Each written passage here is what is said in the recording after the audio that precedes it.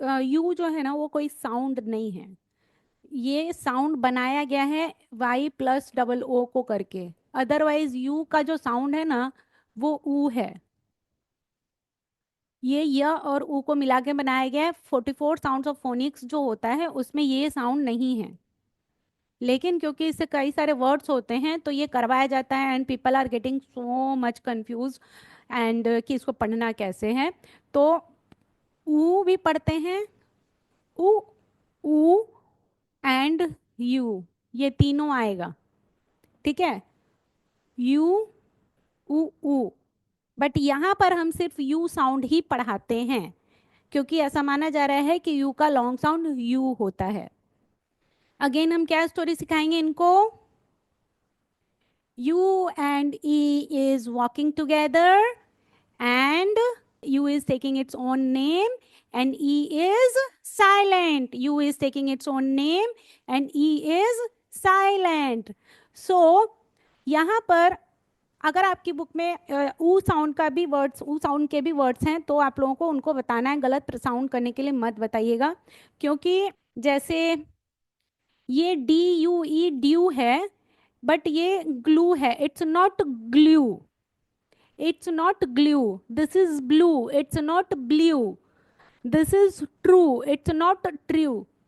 ठीक है, it's true glue. This is sue, ये ड्यू है, लेकिन ये ड यू ड्यू। इसीलिए मैंने आपको पहले ही बताया है कि यू ई, इसका ये पूरा इसका चैप्टर ही अलग से है और बहुत कंफ्यूजन होता है, बहुत जगह पर गलत भी दिया रहता है।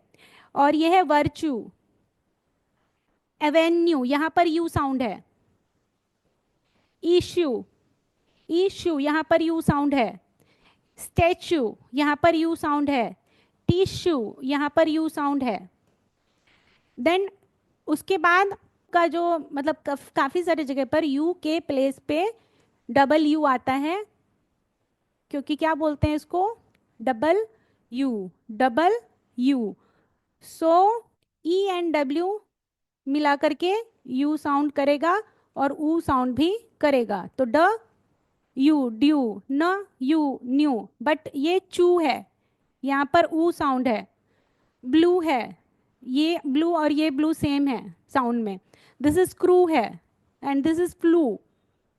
ठीक है, तो ये ऊ और यू मिक्स दिया रहता है, लेकिन प्रोनाउंसिएशन मिस्टेक बहुत सारे लोग करते हैं। यहाँ पर यू और ऊ का मिक्स साउंड है।